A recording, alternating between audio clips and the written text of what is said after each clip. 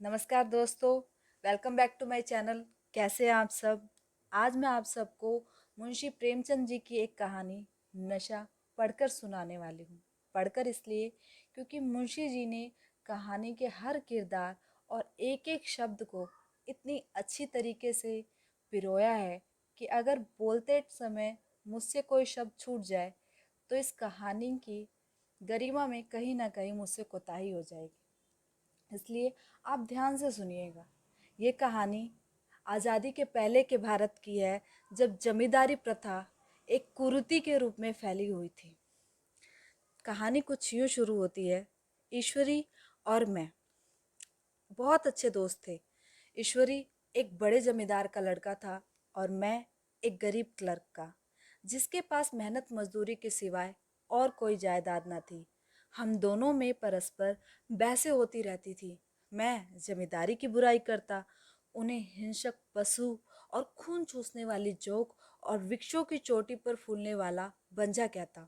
वह जमींदारों का पक्ष लेता, पर स्वभावतः उसका पहलू कुछ कमजोर होता था, क्योंकि उसके पास जमींदारों के अनुकूल कोई दलील न थी। वह कहता कि सभी मनुष्य बराबर नहीं होते, छोटे बड़े हमेशा से होते रहे हैं और आगे भी होते रहेंगे। लचर दलील थी। किसी मनुष्य या नैतिक नियम से इस व्यवस्था का औचित्य सिद्ध करना कठिन था। मैं इस वाद विवाद की गर्मी में अक्सर तेज हो जाता और लगने वाली बात कह जाता, लेकिन ईश्वरी हार कर भी मुस्कुराता रहता था। मैंने उसे कभी गर्म होते नहीं देखा। शायद इसका कारण यह था कि वह अपने पक्ष की कमजोरी समझता था। नौकरों से वह सीधे मुंह बात नहीं करता था। अमीरों में जो बेदर्दी और उद्दंडता होती है, उसमें भी उसे प्रचुर भाग मिला था। नौकर ने बिस्तर लगाने में जरा देर की, दूध जरूरत से ज्यादा गर्म या जरूरत से ज्यादा ठंडा हुआ, साइकिल अच्छी तरह साफ नहीं हुई तो वह अपने आपे से बाहर हो जाता। सुस्ती या बदतमीजी उसे जरा भी पसंद नहीं थी, पर दोस्तों से और विशेषकर मुझसे उसका व्यवहार नम्रता से भरा होता था। शायद उसकी जगह मैं होता तो मुझ में भी वही कठोरता पैदा हो जाती जो उसमें थी, क्योंकि मेरा लोक प्रेम सिद्धांतों पर नहीं, निजी निजी दशाओं पर टिका हुआ था। लेकिन वह मेरी जगह होकर भी शायद अमीर ही रहता, क्योंकि वह प्रकृति से ही विलासी और ऐश्वर्य प्रिय था। अब की दशहरे की छुट्टियों में मैंने निश्चय किया कि घर ना जाऊंगा। मेरे पास किराए के रुपए ना थे और ना ही घर वालों को तकलीफ देना चाहता था। मैं जानता हूँ वे मुझे जो कुछ भी देते हैं वो उनकी हैसियत से कई गुना ज़्यादा है। उसके साथ परीक्षा का भी ख्याल था। अभी बहुत कुछ पढ़ना है। बोर्डिंग हाउस में भूत की तरह अकेले पड़े रहने का भी जी नहीं चाहता था। इसलिए जब मुझे ईश्वरी ने घर जाने का न्योता दिया तो मैंने बिना आग्रह के राजी हो गया। ईश्वरी के साथ परीक्षा की तैयारी खूब हो जाएगी। वह अमीर होकर भी मेहनती और ज़हीन है। उसने इसके साथ ही कहा, लेकिन भाई एक बात का ख्याल रखना, वहां जाकर जमींदारों की निंदा की तो मामला बिगड़ जाएगा और मेरे घर वालों को भी बुरा लगेगा। वह लोग तो आसामियों पर इसी दावे से शासन करते हैं कि ईश्वर ने आसामियों को उनकी सेवा के लिए ही पैदा किया है। आसामी भी यही समझता है। अगर उसे सुझा दिया जाए कि जमींदार और आसामी में कोई फर्क नहीं है तो जमींदारी का कहीं पता ना लगे। मैंने कहा, तो तुम क्या समझते हो, मैं वहां जाकर कुछ और हो जाऊंगा? हाँ, मैं तो यही समझता हूँ। तुम गलत समझते हो। ईश्वरी ने इसका जवाब ना दिया। कदाचित उसने इस मामले को मेरे विवेक पर छोड़ दिया और बहुत अच्छा किया। अगर वह अपनी बात पर अड़ता तो मैं भी जिद पकड़ लेता। सेकंड क्लास तो क्या, मैंने कभी इंटर क्लास में भी सफ़र न किया था। अब की सेकंड क्लास में सफ़र करने का सौभाग्य प्राप्त हुआ। गाड़ी तो 9 बजे रात की थी, पर यात्रा के हर्ष में हम शाम को ही स्टेशन पर जा पहुंचे। कुछ देर इधर उधर सैर करने के बाद रिफ्रेशमेंट रूम में जाकर हम लोगों ने भोजन किया। मेरी वेशभूषा और रंग रूप से पारखी खानसामों ने पहचान लिया कि मालिक कौन है और पिछलग्गू कौन। लेकिन ना जाने क्यों मुझे उनकी गुस्ताखी बुरी लग रही थी।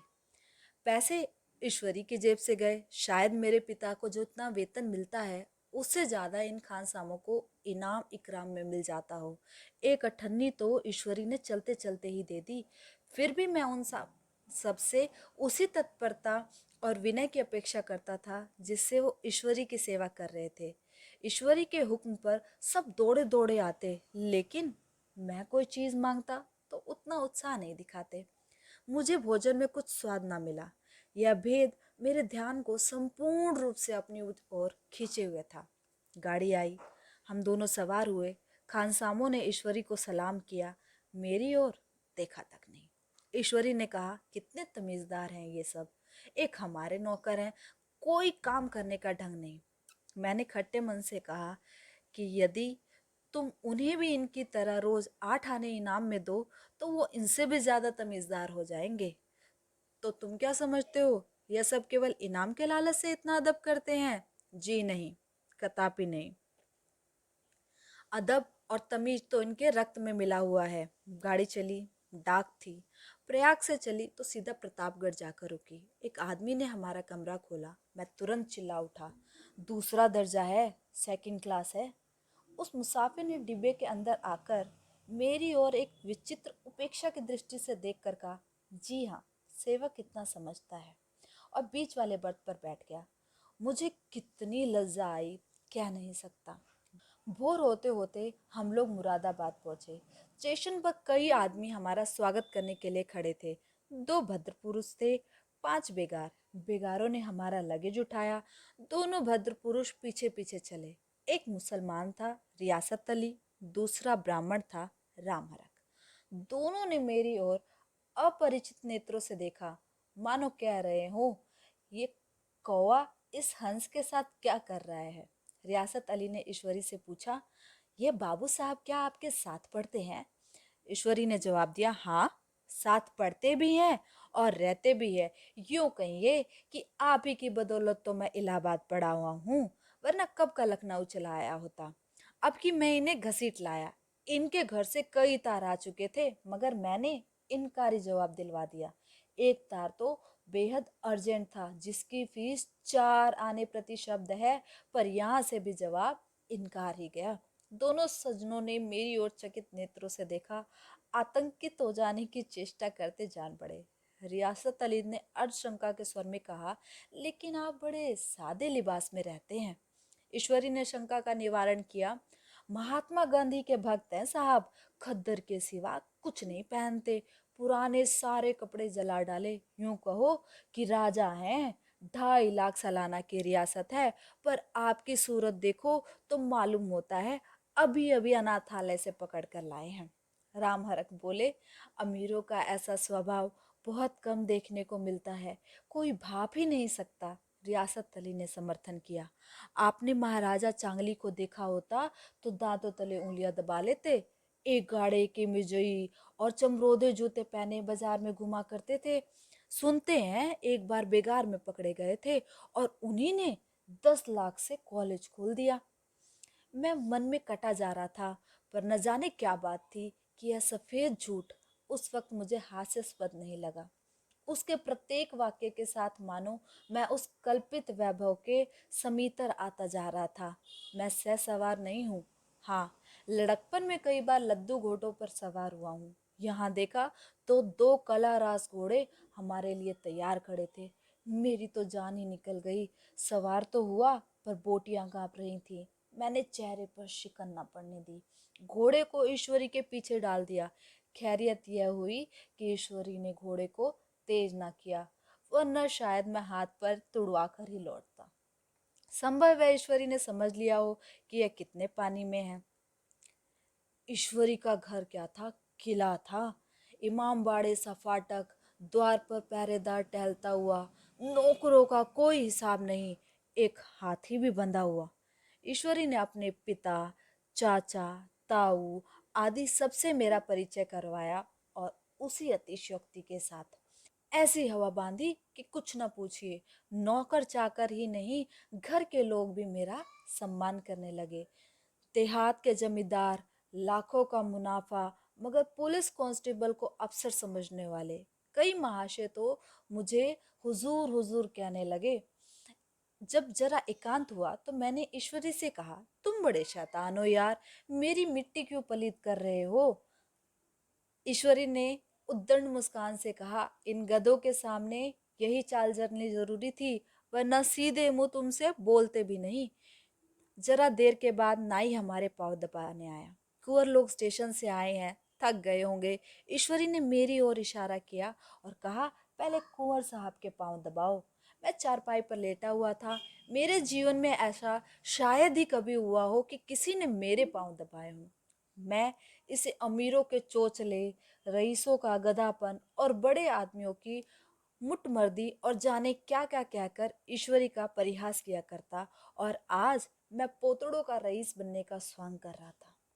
इतने में 10 बज गए। पुरानी सभ्यता के लोग थे। नई रोशनी अभी केवल पहाड़ की चोटी तक पहुंच पाई थी। अंदर से भोजन का बुलावा आया। हम स्नान करने चले। मैं हमेशा अपनी धोती खुद छाट लिया करता था, मगर यहाँ मैंने ईश्वरी की भांति अपनी धोती भी छोड़ दी। अपने हाथों अपनी धोती छाटते मुझे शर्म आ रही थी। अंदर भोजन करने चले। हॉस्टल में जूते पहने मेज पर जा डटते थे। वहां पाँव धोना आवश्यक था। कहार पानी लिए खड़ा था। ईश्वरी ने पाँव बढ़ा दिए, कहार ने उसके पाँव धोए। मैंने भी पाँव बढ़ा दिए, कहार ने मेरे भी पाँव धोए। मेरा वह विचार न जाने कहाँ चला गया।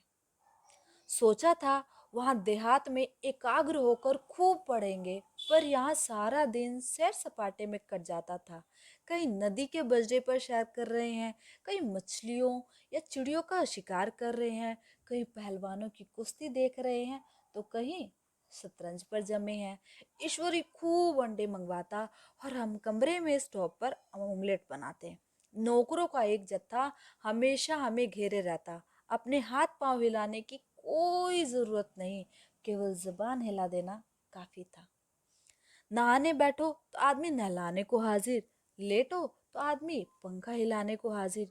मैं महात्मा गांधी का कुंवर चेला मशहूर था। भीतर से बाहर तक मेरी धाक थी। नाश्ते में जरा भी देर ना हो पाए, कहीं कुंवर साहब नाराज ना हो जाए। बिछावन ठीक समय पर लग जाए, कुंवर साहब के सोने का समय आ गया। मैं ईश्वरी से भी ज्यादा नाजुक दिमाग का हो चुका था, या फिर होने पर मजबूर कर दिया गया था। ईश्वरी अपने हाथों से बिस्तर बिछा ले, लेकिन कुंवर मेहमान अपने हाथों से अपना बिछावन कैसे बिछा सकते हैं? उनकी महानता में पट्टा लग जाएगा। एक दिन सचमुच यही बात हो गई। ईश्वरी घर में था। शायद अपनी माता से कुछ बातचीत करने में देरी हो गई। यहाँ 10 बज गए। मेरी आंखें नींद से झपक रही थी, मगर बिस्तर कैसे लगाऊं? कुंवर जो ठहरा। कोई 11:30 बजे मेहरा आया। बड़ा मुंह लगा नौकर था। घर के धंधों में मेरा बिस्तर लगाने की उसे सुध ही नहीं रही। अब जो याद आई तो भागा हुआ आया। मैंने ऐसी डांट लगाई कि उसने भी याद किया होगा। ईश्वरी ने मेरी डांट सुनकर बाहर निकला और बोला, तुमने बहुत अच्छा किया। ये सब हरामखोर इसी व्यवहार के योग्य हैं। इसी तरह ईश्वरी एक दिन एक जगह दावत में गया हुआ था। शाम हो गई, मगर लैंप मेज पर रखा हुआ था। दिया सलाई भी थी, लेकिन ईश्वरी खुद कभी लैंप नहीं जलाता था। फिर कुंवर साहब कैसे जलाएं? मैं झुंझला रहा था। समाचार पत्र आया रखा हुआ था। जी उधर लगा हुआ था, पर लैंप नदारद। दैवीय योग से उसी वक्त मुंशी रियासत अली आ निकले। मैं उन्हीं पर उबल पड़ा। ऐसी फटकार बताई कि बेचारा उल्लू हो गया। तुम लोगों को इतनी फिक्र भी नहीं कि लैंप तो जलवा दो? मालूम नहीं ऐसे कामचोर आदमियों का यहाँ कैसे गुजर होता है। मेरे यहाँ तो 2 घंटे भी निर्वाह ना हो। रियासत अली ने कांपते हुए हाथों से लैंप जला दिया। वहां एक ठाकुर अक्सर आया करते थे। कुछ मनचला आदमी था, महात्मा गांधी का परम भक्त। मुझे महात्मा जी का चेला समझकर मेरा बड़ा लिहाज करता था, पर मुझसे कुछ पूछते संकोच करता था।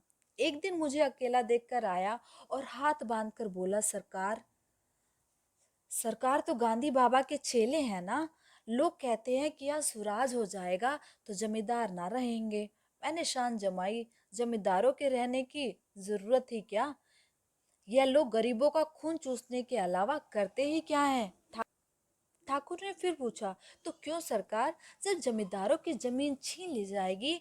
मैंने कहा, बहुत से लोग तो खुशी से दे देंगे, और जो लोग खुशी से ना देंगे उनकी जमीन छीननी ही पड़ेगी। हम लोग तो तैयार बैठे हैं। जो ही स्वराज हुआ अपने इलाके असामियों के नाम हिसाब कर देंगे। मैं कुर्सी पर पांव लटकाए बैठा था। ठाकुर मेरे पांव दबाने लगा, फिर बोला, आजकल जमींदार लोग बड़ा जुल्म करते हैं सरकार। हमें भी हुजूर अपने इलाके में थोड़ी सी जमीन दे दें तो चलकर वहीं आपकी सेवा में रहें। मैंने कहा, अभी तो मेरा कोई अख्तियार नहीं है भाई, लेकिन जो ही अख्तियार मिला मैं सबसे पहले तुम्हें बुलवाऊंगा।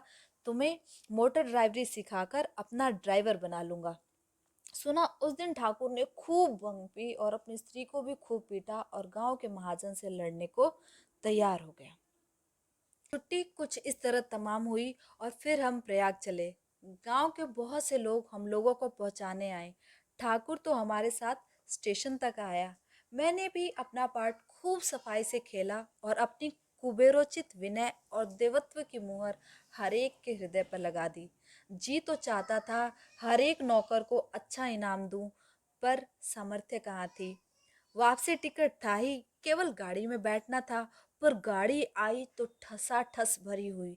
दुर्गा पूजा की छुट्टियां भोगकर सभी लोग लौट रहे थे। सेकंड क्लास में तिल रखने की जगह नहीं थी। इंटर क्लास की हालत उससे भी बदतर। यह आखिरी गाड़ी थी, किसी तरह रुक ना सकते थे। बड़ी मुश्किल से तीसरे दर्जे में जगह मिली। हमारे ऐश्वर्य ने वहां अपना रंग जमा लिया, मगर मुझे उसमें बैठना बुरा लग रहा था। आए थे आराम से लेटे लेटे, जा रहे थे सिकुड़े हुए। पहलू बदलने की जगह ना थी। कई आदमी पढ़े लिखे भी थे। वे वापस में अंग्रेजी राजे की तारीफ करते जा रहे थे। एक महाशय बोले, ऐसा न्याय तो किसी राज्य में नहीं दिखा। बड़े छोटे सब बराबर। राजा भी किसी पर अन्याय करे तो अदालत उसकी गर्दन दबा देती है। दूसरे सर्जन ने समर्थन किया, अरे साहब, आप खुद बादशाह पर दावा कर सकते हैं, अदालत में बादशाह पर डिग्री हो जाती है। एक आदमी जिसकी पीठ पर एक बड़ा गट्ठर बंधा हुआ था, कलकत्ते जा रहा था। कहीं गठरी रखने की जगह ना मिलती, पीठ पर बांधे हुए था। इससे बेचैन होकर बार बार द्वार पर जाकर खड़ा हो जाता। मैं द्वार के पास ही बैठा था। उसका बार बार आकर मेरे मुंह को अपनी गठरी से रगड़ना मुझे बहुत बुरा लग रहा था। एक तो हवा यूं ही कम थी, दूसरे उस गवार का आकर मेरे मुंह पर खड़ा हो जाना मानो मेरा गला दबाना था। मैं कुछ देर तक जब्द किए बैठा रहा। एकाएक मुझे क्रोध आ गया। मैंने उसे पकड़कर पीछे ठेल दिया और दो तमाचे जोर से लगाए। उसने आंखें निकालकर कहा, क्यों मारते हो बाबूजी, हमने भी किराया दिया है। मैंने उठकर दो तीन तमाचे और जड़ दिए। गाड़ी में तूफान आ गया। चारों ओर से मुझ पर बौछार पड़ने लगी। अगर इतने ही नाजुक मिजाज हो तो अव्वल दर्जे में क्यों नहीं बैठे। कोई बड़ा आदमी होगा तो अपने घर का। मुझे इस तरह मारते तो दिखा देता। क्या कसूर किया था बेचारे ने। गाड़ी में सांस लेने की जगह नहीं, खिड़की पर जरा सांस लेने खड़ा हो गया तो इस पर इतना क्रोध। अमीर होकर क्या आदमी अपनी इंसानियत बिल्कुल खो देता है। यह भी अंग्रेजी राज्य है जिसका आप बखान कर रहे थे। एक ग्रामीण बोला, दफ्तरन माँ घुसन तो पावत नहीं, उस पर इतना मिजाज। ईश्वरी ने अंग्रेजी में कहा, what an idiot you are Veer. और मेरा नशा अब कुछ कुछ उतरता हुआ मालूम होता था। लेखक मुंशी प्रेमचंद। तो दोस्तों, आपको ये कहानी कैसी लगी मुझे कमेंट बॉक्स में ज़रूर लिखकर बताइएगा। अगर आप मुंशी जी की ऐसी कहानियाँ और भी सुनना चाहते हैं तो वो भी कमेंट बॉक्स में मेंशन कीजिएगा। मैं ऐसी कहानियाँ आपके सामने ज़रूर लेकर आऊँगी। तब तक के लिए नमस्ते।